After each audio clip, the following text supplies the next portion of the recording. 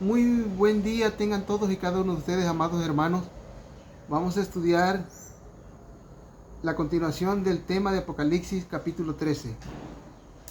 Vamos a orar así como estamos. Padre nuestro que estás en el cielo, santificado sea tu nombre. Bendito Dios, que al estudiar tu palabra, tu Espíritu Santo nos ilumine.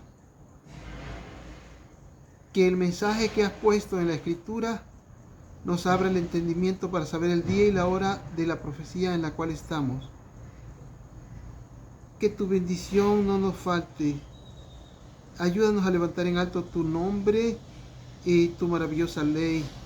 Ayúdanos a levantar la cruz de Cristo en alto, Padre. Gloria a ti por siempre, en el nombre de Jesús. Amén.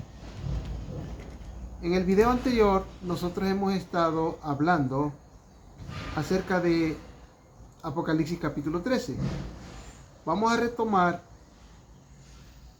el tema en los versículos en los que habíamos quedado.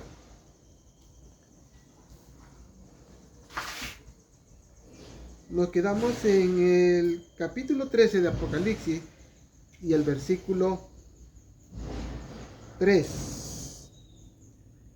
Habíamos leído que la bestia que sale del mar de Apocalipsis 13 y que tenía 7 cabezas y 10 cuernos, y sobre sus cuernos 10 diademas, y sobre sus cabezas nombre de blasfemia, sigue diciendo el apóstol Juan en la visión en la que estaba pasando, dice: la bestia que vi era semejante a un leopardo, sus pies como de oso y su boca como de león.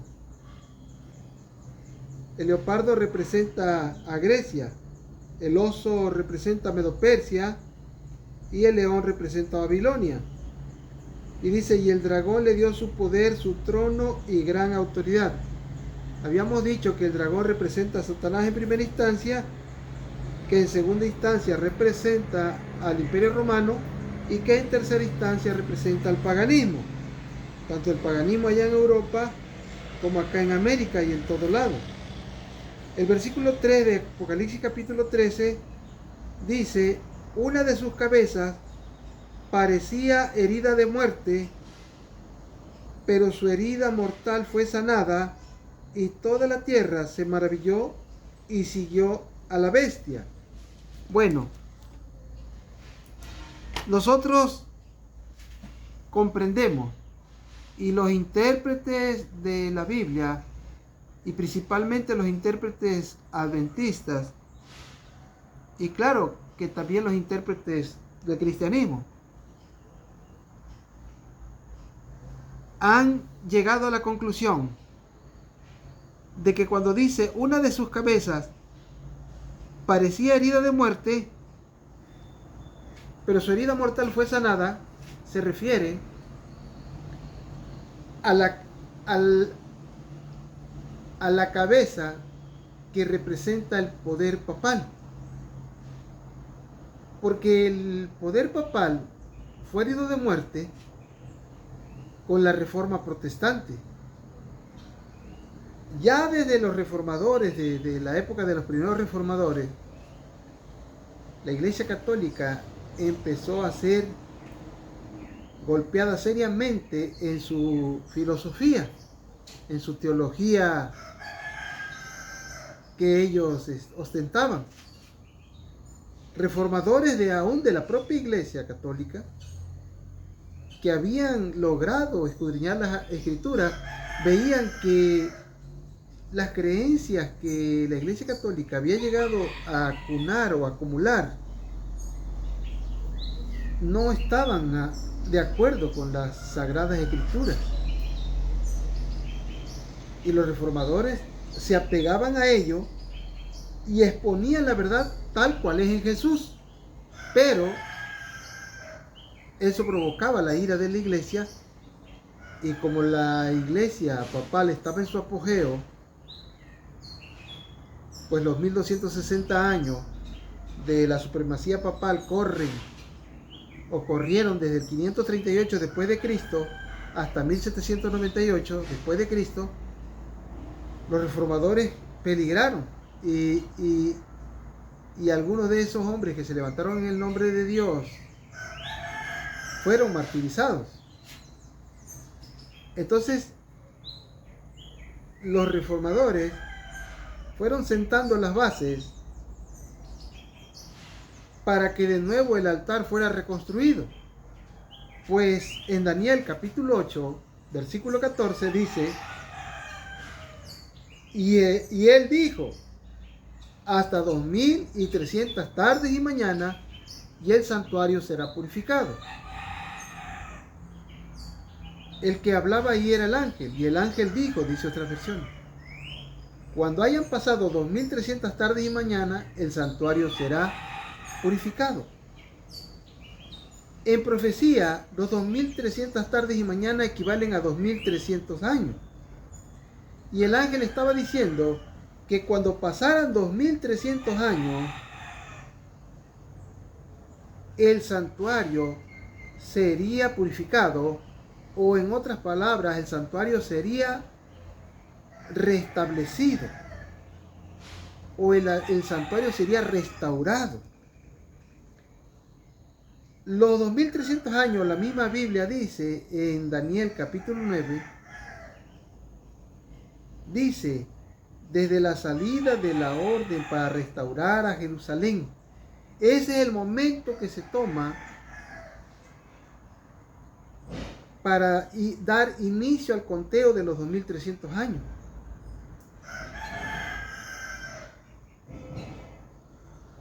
Ese momento fue determinado cuando Artajerjes Longimano dio un tercer decreto para la reconstrucción de Jerusalén y del templo judío. Ya Ciro y Darío habían dado otros 2 decretos, pero el tercer decreto es el que se toma como inicio para el conteo de los 2300 años, y ese decreto fue dado el 22 de octubre del año 457. Ese conteo de los 2300 años, tomando como inicio el 22 de octubre del año 457 a.C., nos lleva hasta el 22 de octubre de 1844.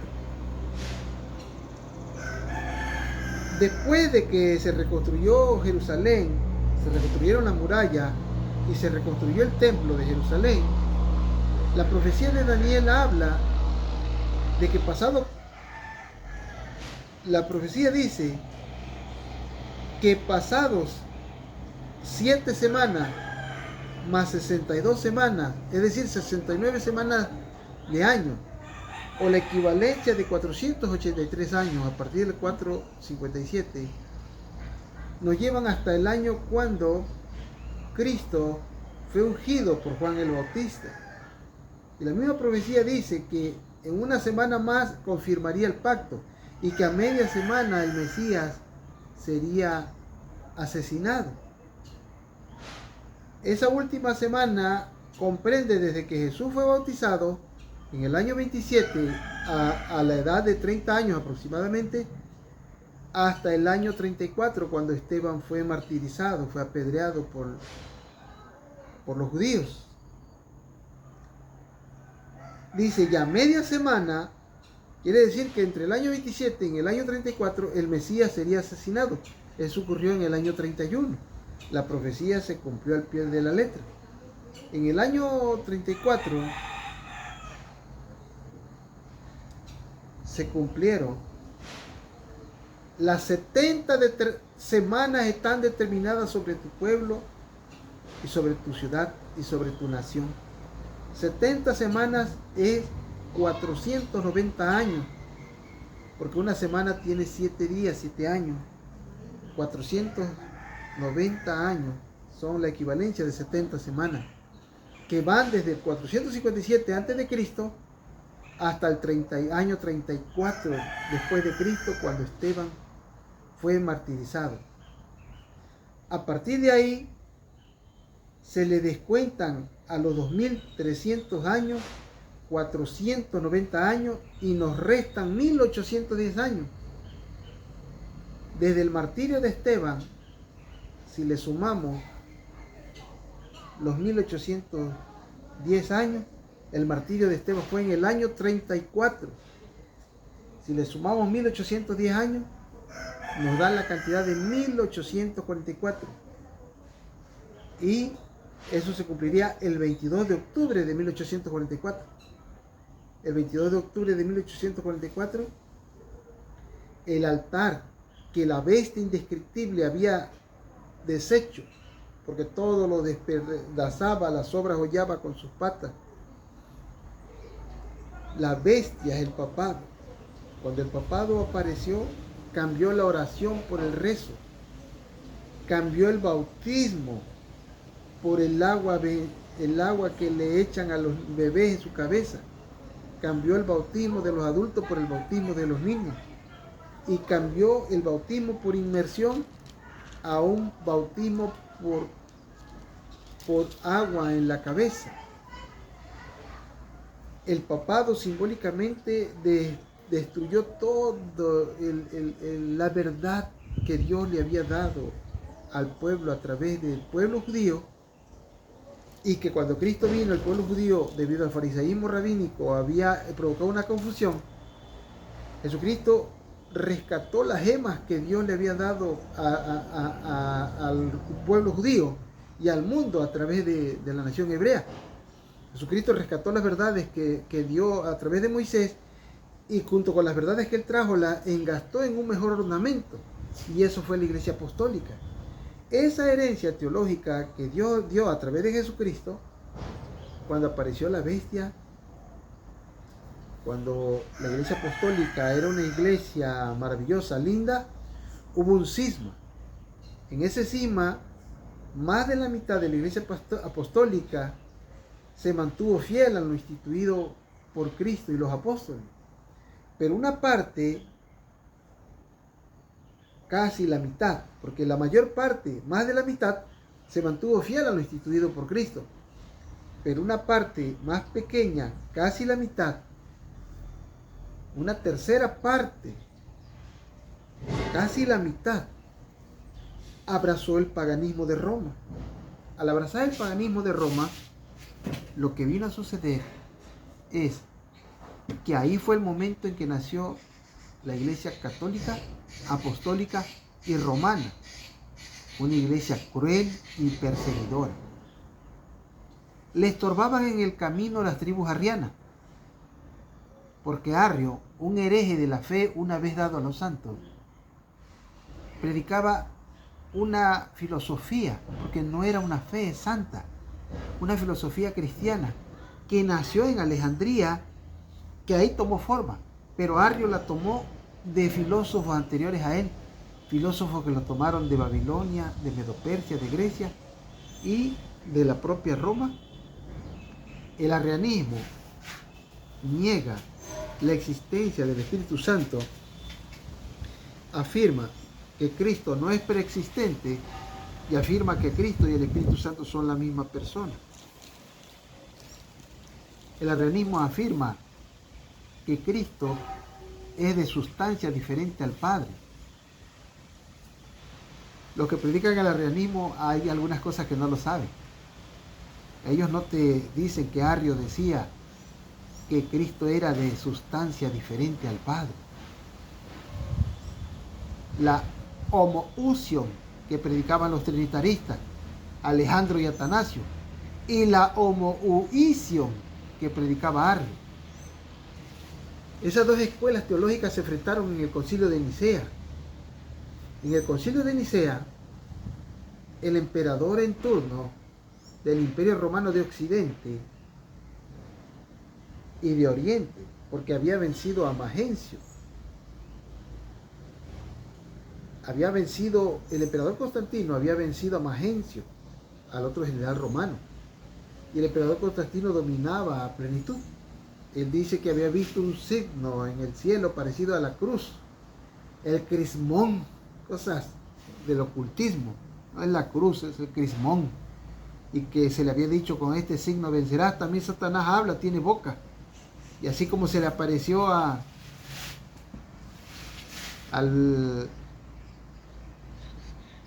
fundador de Roma, a Eneas, aquel famoso Eneas que estuvo en la guerra de Troya, y un demonio llamado Ninfa le habló: Eneas, Eneas, huye de aquí porque Troya va a ser destruida.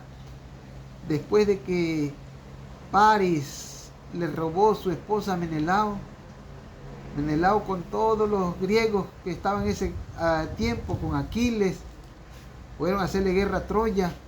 Y un demonio llamado Ninfa le habló a Eneas: Eneas, sal de aquí. Y dice la historia, las crónicas romanas, que Eneas salió en un barco de madera, muy seguramente, porque no existía el hierro como barcos de hierro en ese tiempo, y fue dando tumbos, fue tocando lugar hasta que llegó a la península itálica. En la península itálica se estableció Eneas, y ahí comenzó su deambular, y que Eneas tuvo muchas vivencias. Se encontró con Númitor, un hombre importante de la península itálica, y que guerreó contra otros guerreros grandes de ahí, pero que Eneas se hizo un nombre y que un día desapareció, no se sabe si murió o lo mataron, pero que dejó en herencia unos descendientes llamados Rómulo y Remo. Y Rómulo y Remo, dice las crónicas romanas, que fueron amamantados por una loba, y que ellos fueron los fundadores de Roma. Cada quien, cuando ya crecieron, tomaron un montículo, un monte, y que uno a otro decía: no, yo soy el fundador de esta nueva ciudad. Uno vio que salieron unos cuervos y otro vio que salieron otra cantidad más grande de cuervos, y uno de ellos dijo: no, pero es que primero salieron los cuervos en mi monte. Y el otro decía: sí, acá salieron después, pero salieron más. Y en una de esas ellos discutían acerca de quién era el fundador de esa nueva ciudad, y discutían. Y que en un momento determinado Remo fue a visitar el montículo de Rómulo, pero que brincó una bardita como la ventana que está aquí atrás de mí. Supongamos que el nivel aquí fuera de una cantidad que puede ser pasada con un brinco. Y dice las crónicas romanas que Remo pasó esa bardita de piedras que había hecho Rómulo, y que Rómulo, con la espada que tenía, mató a Remo. Y que los que estaban ahí como sus seguidores de ellos, de tanto uno y como otro, vieron cómo Rómulo tomó a Remo y lo sentó en un trono y empezó a gobernar con él. Roma nació, según las crónicas romanas, en hechos de sangre. Y la zona que había escogido ese tal Rómulo para fundar la ciudad de Roma era un montículo llamado el Vaticinio. Imagínense, el vaticinar, el Vaticano, tiene mucha relación con el ocultismo, con Satanás mismo. Cuentan las crónicas romanas que ahí empezó Roma junto al río Tíber, y que le arrebató el protagonismo con el tiempo a una ciudad llamada Alba Longa, que era una ciudad más grande. Y ahí viene una serie de historias que cómo Roma fue creciendo, de un pueblito de pescadores fundados por Eneas, aquel troyano que vino huyendo porque una ninfa, un demonio llamado Ninfa, le dijo: huye de aquí, Eneas, porque va a ser destruida esta ciudad. El diablo también hace su pronóstico, anticipa algunas cosas, pero no está él al servicio de Dios, sirve a sus propios fines, porque el reino del ángel caído es temporal. El príncipe de este mundo va a ser destruido y todos sus seguidores. Luego Roma, en su afán de crecimiento, luchó contra Cartago, y los cartagineses vinieron a ser el nuevo objetivo de Roma, y Roma con dificultad, pero lo venció. La terquedad, el deseo de supremacía. Cartago era más fuerte, pero Roma fue creciendo, creciendo, y en cada derrota aprendía y se fortalecía esa bestia hasta que llegó a dominar toda esa península itálica y empezó a crecer. Roma no comenzó como un imperio, Roma comenzó como un reinado, donde eran reyes. Los primeros gobernantes fueron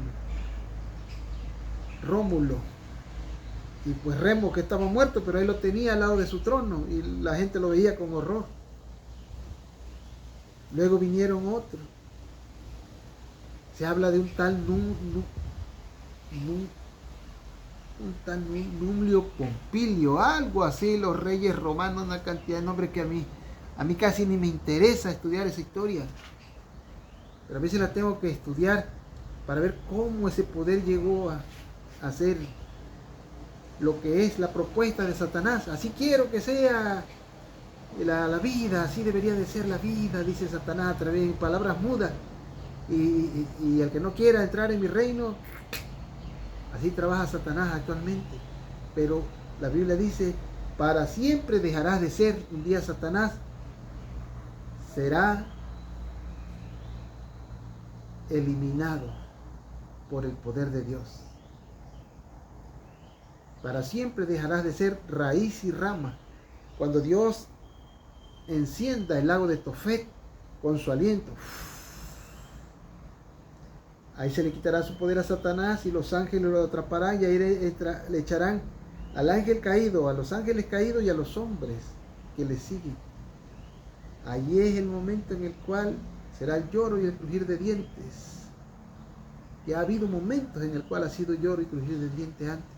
Los volverá a ver, pero ese será el último momento cuando desaparecerán los pecadores y el pecado. La tierra vendrá a ser libre. Llegará el día en el cual entenderemos que Dios no es religión, Dios no es sectarismo, Dios es el creador de los cielos y la tierra, y que el día de reposo, el sábado, es su sello, y que el Espíritu Santo es quien lo sella. Entonces, ese poder que comenzó como un reinado, cuando ya se terminó el periodo de los reyes, comenzó el periodo de la república.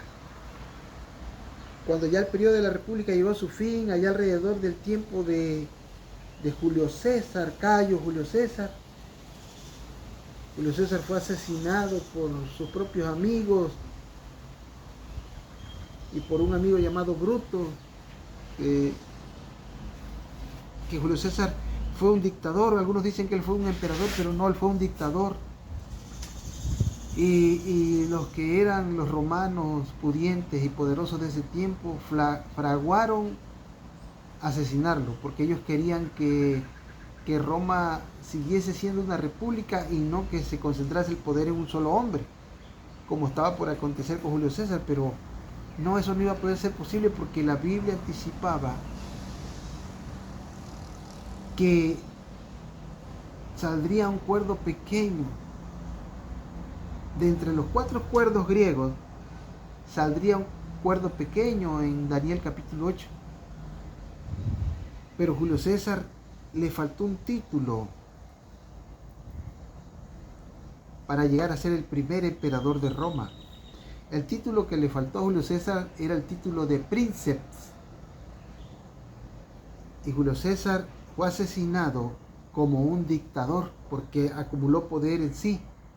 Pero el primer emperador de Roma fue su protegido, aquel hijo adoptivo llamado Octaviano, que no le gustaba su nombre y se lo cambió y se puso Octavio, y le decían Octavio César Augusto.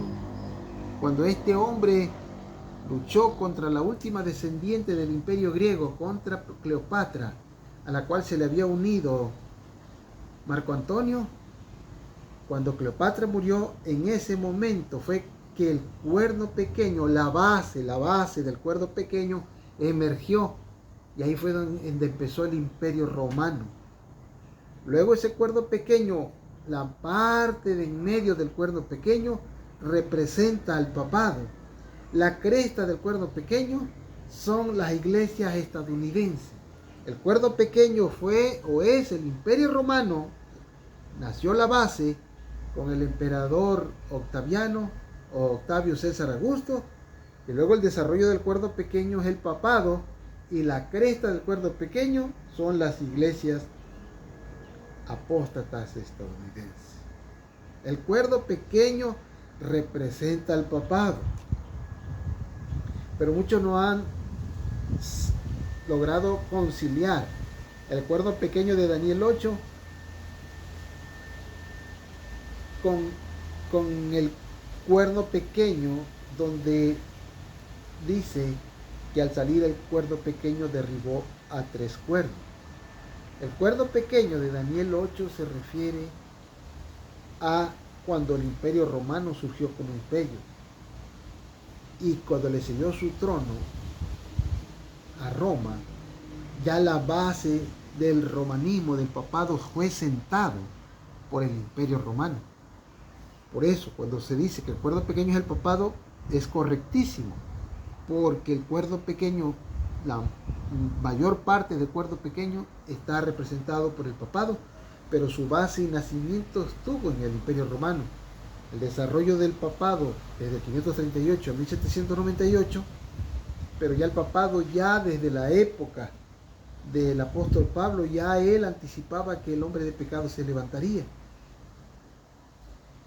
Los emperadores romanos le cedieron su lugar al papado, y ahorita el papado opera a través de las iglesias caídas. Muchos de esos hombres que quieren llevar al papado al protagonismo se infiltran tanto en los gobiernos y se infiltran en las denominaciones, y hay gente que aparentemente son de tal iglesia, pero trabajan para llevar al papado a dominar el mundo. Entre nosotros los adventistas tenemos a Ganón Diop o Ganón Diop. Es un hombre traidor ese, es un hombre traidor que exalta al papado. Tenemos a varios dentro del adventismo. Hay personas que a veces afirman que hay hombres que han estudiado en las universidades adventistas y se han hecho pastores, pero que son jesuitas. A veces me pongo a pensar, ¿será cierto eso? ¿Será cierto que hay hombres que son del papado, se meten a las universidades adventistas y se convierten en pastores y son jesuitas disfrazados de pastores? ¿Será que eso es verdad? A mí no me consta, pero hay algunos pastores actúan como si fueran sacerdotes. Llevan a la iglesia adventista a una apostasía, tienen a los jóvenes bailando. Es triste nuestra condición, nos va a pasar lo mismo que los judíos, que el Señor llamó a otros para que hicieran la obra que ellos dejaron de hacer. Crucificaron a Cristo, los cristianos crucificaron su mensaje, y nosotros los adventistas hemos crucificado al Espíritu de Dios. ¿Qué va a ser de nosotros? Es triste nuestra condición. Fuimos llamados para trabajar en favor del Evangelio, no para luchar en contra de Dios y de Cristo y del mensaje que fue inspirado por el Espíritu Santo. Apocalipsis capítulo 13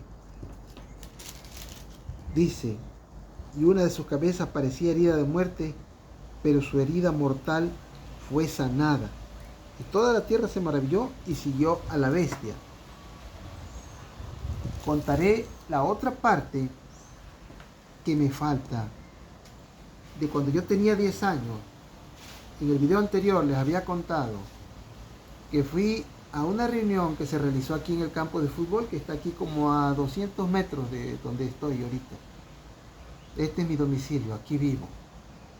El Señor, como ven ustedes acá atrás, me hizo nacer y vivir en medio de la naturaleza. Vivo rodeado de árboles, aunque tengo cerca el centro de la ciudad, pero vivo rodeado de árboles, gracias a Dios.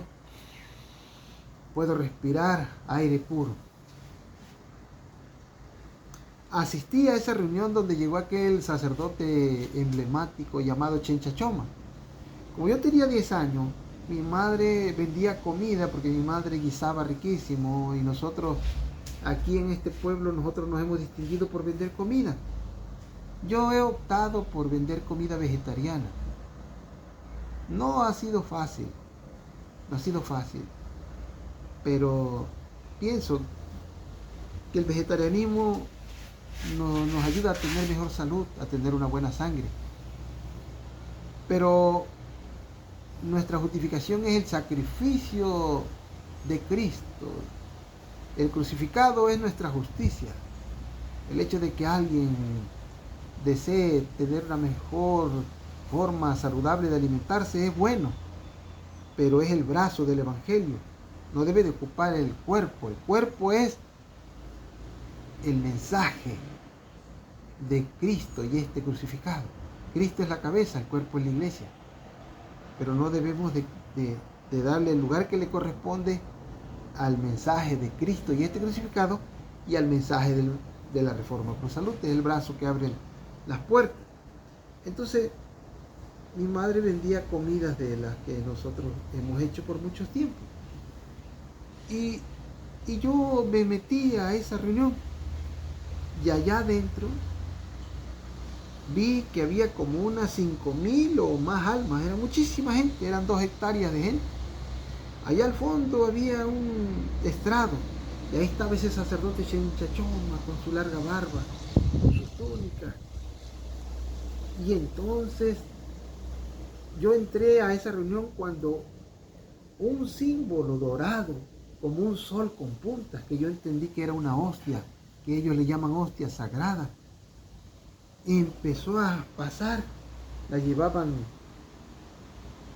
caminando porque no se podía mover solo, porque la misma Biblia dice que los ídolos de los hombres no caminan, no ven, no sienten, no hablan.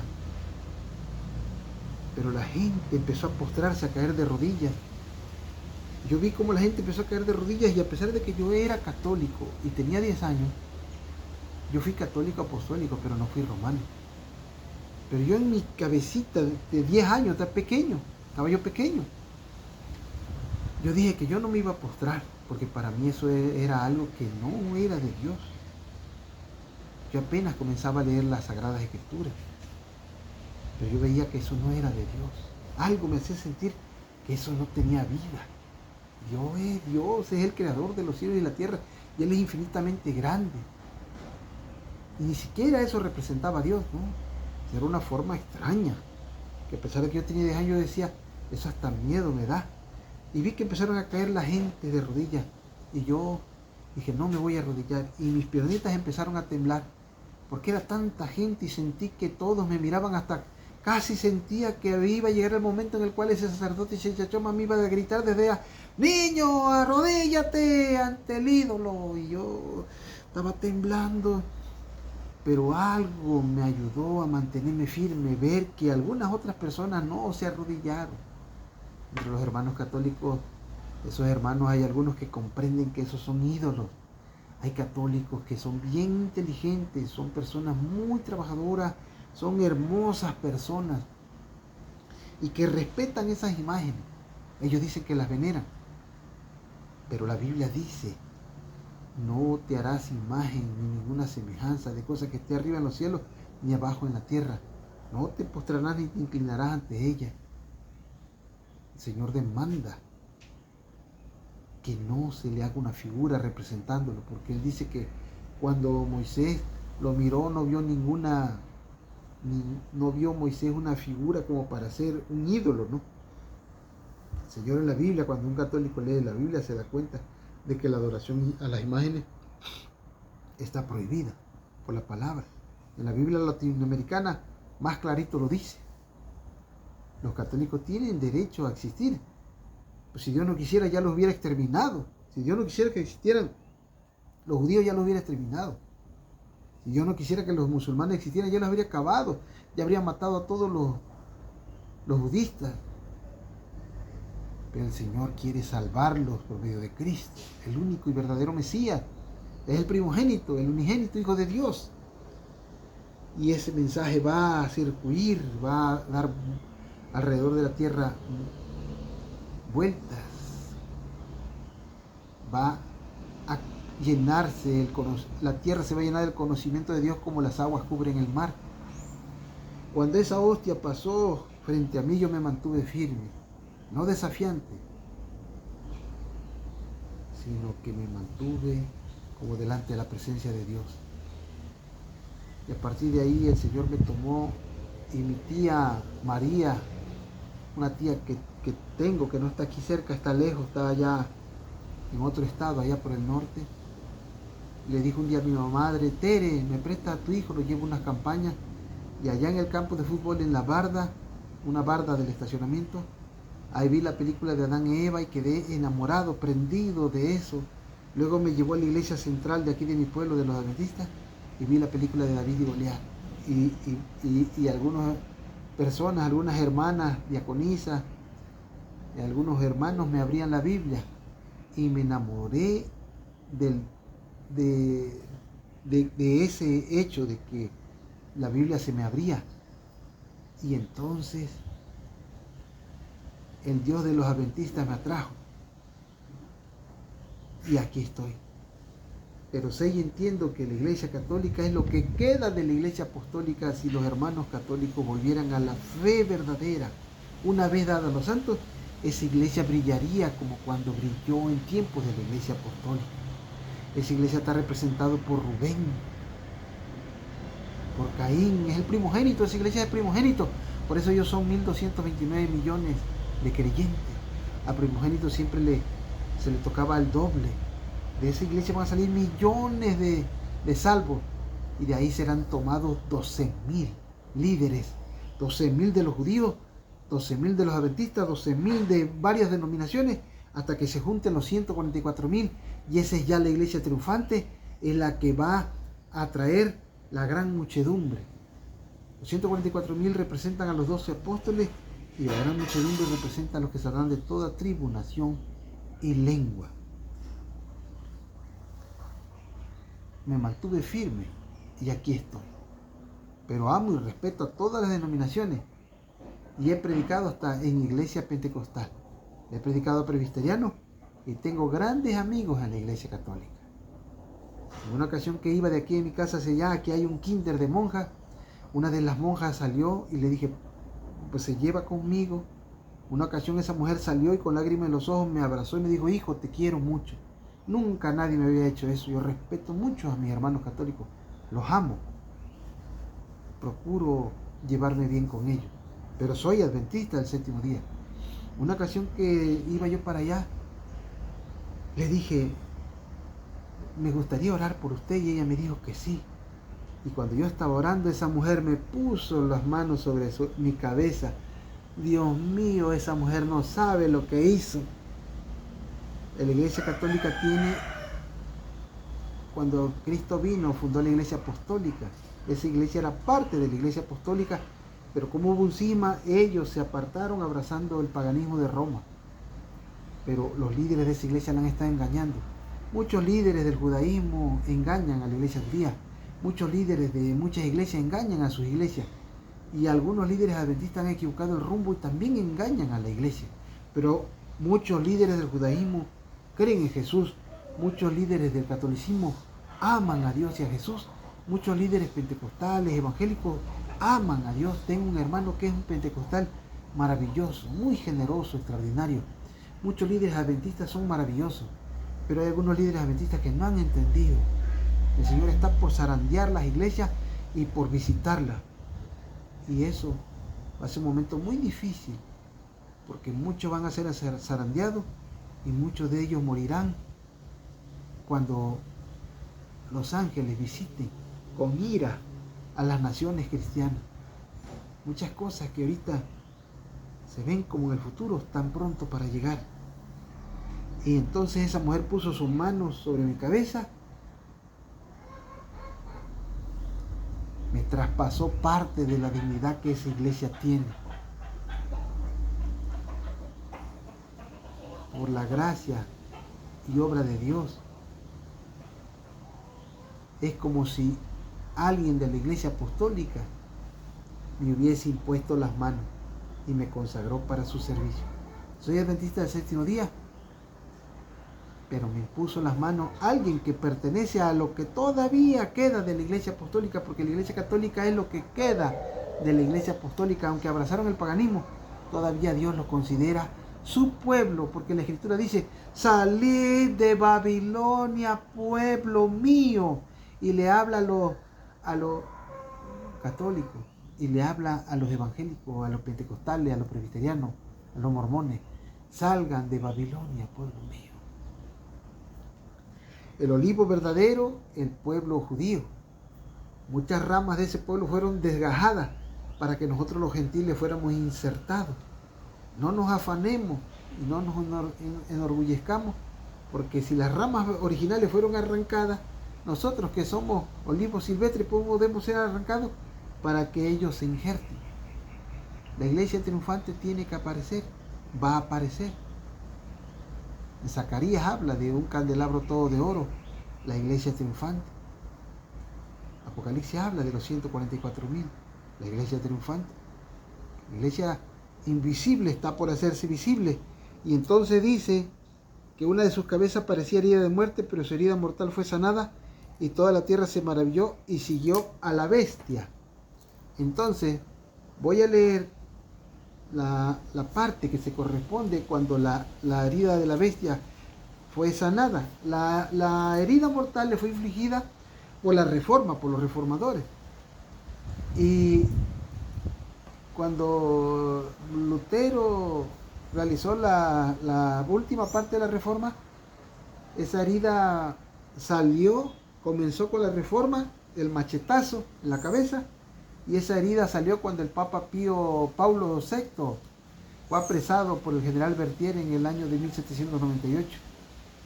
Pero a partir de ahí la herida sería sanada.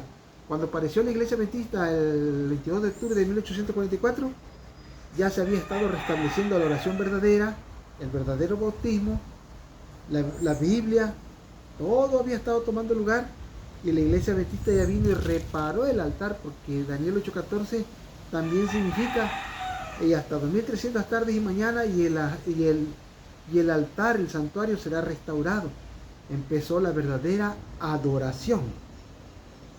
Los pactos de Letrán, el momento en que sanó la herida de la bestia. Los pactos de Letrán fueron una serie de acuerdos firmados el 11 de febrero de 1929 por el cardenal Pietro Gasparri en nombre del Papa Pío XI y por el primer ministro de Italia, Benito Mussolini. Estos pactos significaron la independencia política del Vaticano del Reino de Italia como Estado soberano, así como el restablecimiento pleno de las relaciones diplomáticas entre los representantes de Italia y de la Iglesia Católica, rotos desde 1870. Se llama Pactos de Letrán porque fueron firmados en el Palacio de Letrán en Roma, Italia. Historia. Los estados pontificios en lo que había gobernado el Papa hasta 1870 habían sido invadidos por el Reino de Italia. El papado tenía como propiedad casi la mitad de Italia, pero el Reino de Italia le invadió esos terrenos y se los adjudicó, y entonces el papado prácticamente quedó inmerso en el país de Italia, ya no era soberano, y eso fue una situación que pasó desde 1870. Entonces había sido invadido sus territorios del Vaticano por el Reino de Italia. En el proceso de la reunificación italiana, Italia se estaba reunificando, y como consecuencia de ello el Papa y el Vaticano habían quedado sometidos a la soberanía italiana para todos los efectos prácticos. Eso generó un ambiente de hostilidad entre la Iglesia Católica y el Estado italiano. Pero en 1929 se dieron unos acuerdos. Se firmaron el 11 de febrero de 1929. Se firmaron el 11 de febrero de 1929 se firmaron los pactos de Letrán. Principalmente había 3 acuerdos. El primero, un tratado político que reconocía la independencia y soberanía del Vaticano y que crearía el Estado de la Ciudad del Vaticano. O sea, el primer acuerdo, el primer tratado era de que Italia reconocía al Vaticano como un país dentro de otro país. Un concordato que definía las relaciones civiles y religiosas entre el gobierno y la iglesia en Italia y que se resumía en el lema una iglesia libre en un estado libre, con la condición de que solo la religión romana fuera la religión oficial de Italia. Imagínese usted, estaba naciendo una nueva forma de la bestia. ¿Por qué? Porque el gobierno más la iglesia se unían. La bestia tomó otra forma. La bestia que desde el 538 hasta 1798 había tenido su hegemonía el papado, ahora le estaban devolviendo desde 1798 hasta 1929. Había perdido fuerza, pero ahora le estaban curando la herida. Había una convención financiera, es decir, que había un convenio financiero que proporcionaba al Vaticano una compensación por su pérdida desde 1870 hasta esa fecha del 11 de febrero de 1929. Aproximadamente 1.500 millones de euros en la actualidad, imagínense ustedes. Mussolini necesitaba el apoyo de la Iglesia Católica y la Iglesia Católica necesitaba del régimen fascista para mantenerse vigente y sobrevivir a la herida mortal proporcionada a su cabeza por la Reforma Protestante. Y así fue como el Vaticano, de la mitad de Italia, le quedó, como dijera un sacerdote católico, un poquitín de 44 hectáreas y construyeron un muro de 19 metros de alto. Imagínese usted. Los que dominan sobre la Iglesia Católica llevan a la Iglesia a la ruina. El Señor está a punto de libertar a la Iglesia Católica y a los católicos. Va a levantar a un libertador para este tiempo que les va a explicar a los hermanos católicos cuál es la verdadera fe católica, qué es el verdadero catolicismo. Esa iglesia, la bendita Iglesia Católica Apostólica, va a volver a brillar como brilló en el primer siglo. El romanismo va a ser puesto a un lado, muchas personas van a salir de ahí y van a abrazar el mensaje adventista. Muchos judíos vendrán a la fe y muchos evangélicos y protestantes, y habrá un rebaño y habrá un pastor. Ese rebaño es la iglesia triunfante y ese pastor es Cristo, el Hijo de Dios. Que la paz de Dios sea con ustedes, hermanos. Dios los bendiga abundantemente.